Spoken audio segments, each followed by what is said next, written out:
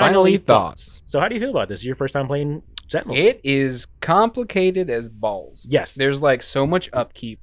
But I don't think that took away from the pleasure of playing it for me. Right. And I think the reason for that is because like I really liked Night Mist. Yeah. Like Mr. Fixer was cool, but like Night Mist was like Really cool. she was my shit. So I feel like because I played as her, I'm at like a 4.5, Yeah. honestly, even though there was so much upkeep, and I know you were doing monthly upkeep, so that also could be affecting my score too. Well, no, that means that next time we play, you're going to do half of the upkeep. Yep, for sure. But yeah, 4.5, like close to a 5.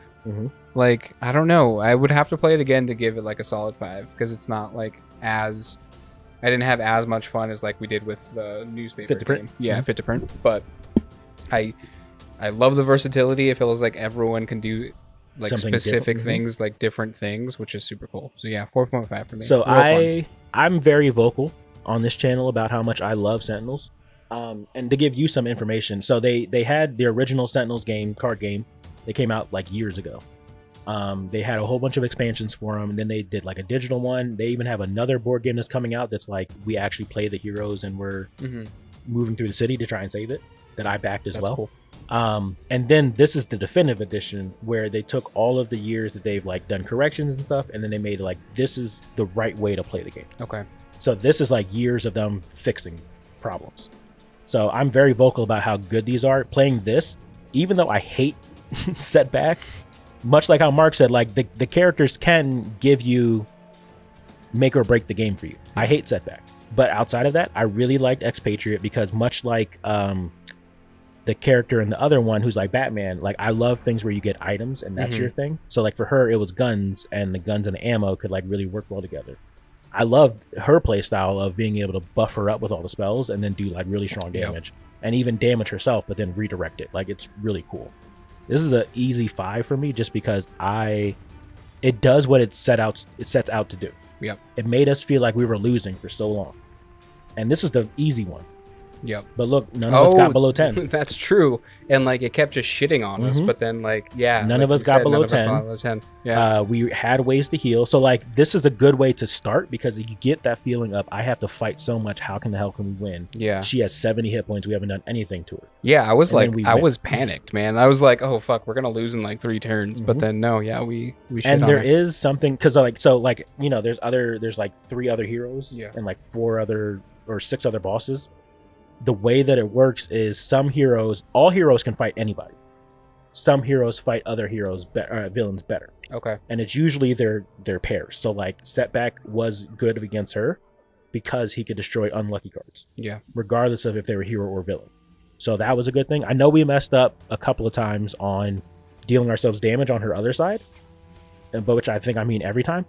So he might have had lower health. He might have got below 10. Yeah. But outside of that, the game changes every time you play. And then if you add in those events, and then also there is a advanced mode that you play where they have another ability on there. So they have all this plus this. So easy 10 because the game makes you feel like you're in a comic book. Yep. Makes you feel like you're a comic book hero fighting team at a random ass location fighting this enemy and their minions, and then whatever else happens in the spooky mansion that you're in. Yep. So yeah, it's real fun. I would love to play more of this with you because I got Monty to play this once, and then she was like, "Oh," because I played the other one by myself, and then went back through and played it with the events and shit. So if we could do that, I would be super down to play this. I think changing characters though. Yeah, changing characters. You're not getting Well, nine misses mine forever. No, you can definitely lock in people. Like I'm all about that too. I think it would be. I think it would put it to that 5 from me if there was another player with like controlling business. Yeah, like we control our characters and there's another player controlling. Like I like that you can do it without that player, but I feel like it'd be so much easier, and they would catch us on like things that we missed. Yeah, like they would catch if they're us only on. handling that, they could be like, wait, no, I get to deal damage to you. Yeah, actually you're dealing more damage, X, Y, and Z. And so as you talked about the upkeep, and I give it a 5 with the understanding that there is a lot of upkeep in this game.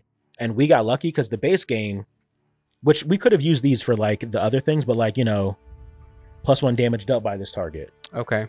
and then -1 damage dealt by this target. Like, these are things that you would have to put on there to be able to track everything and then remember everything that's happening. And then like in the base game, which what I recommend we do, because we already started this one, we play through this, then we can go to the base game and play through that. Yeah.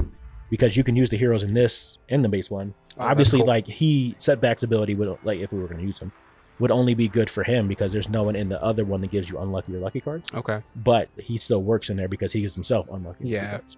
So like everyone is universal. Plus with this one, we got alternate cards for the first one, plus the holograph shit. So like there's just so much you can do.